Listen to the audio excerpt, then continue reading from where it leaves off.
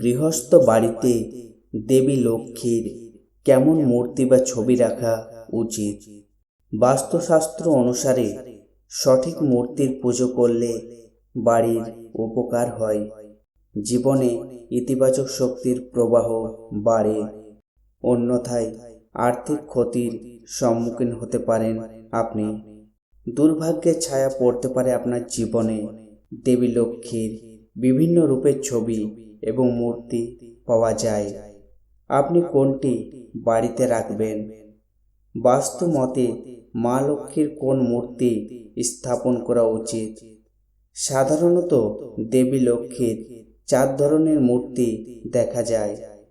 এক হচ্ছে পদ্ম ফুলের ওপর দণ্ডায়মান দেবী লক্ষ্মী।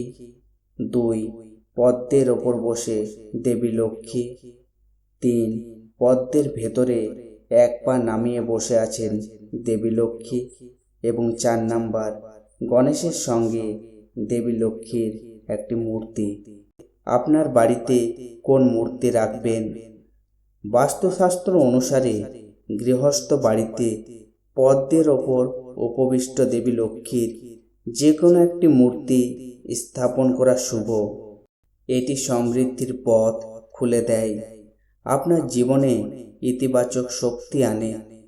লক্ষ্মীর মূর্তির পাশে একজোড়া হাতির মূর্তি স্থাপন করতে পারেন, এতে বাড়ির সৌভাগ্য বৃদ্ধি পায়।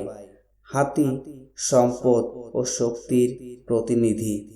গরুড়ের পিঠে আরোহী বিষ্ণু এবং লক্ষ্মীর ছবি বাড়িতে রাখা শুভ বলে মনে করা হয়। এটি সুরক্ষা এবং সমৃদ্ধির প্রতীক।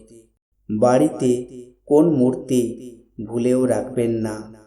বাস্তু অনুসারে মা লক্ষ্মীর দাঁড়িয়ে থাকা মূর্তি গৃহস্থ বাড়িতে রাখা উচিত নয়।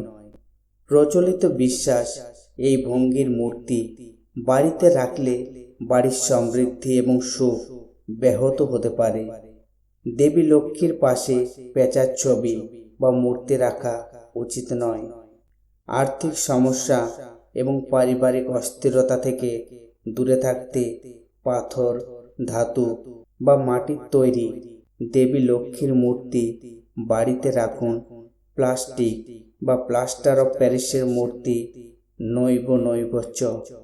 ভিডিওটি ভালো লাগলে কমেন্টে ভক্তি ভরে লিখুন জয় মা লক্ষ্মী। ভিডিওটি লাইক করবেন, শেয়ার করবেন।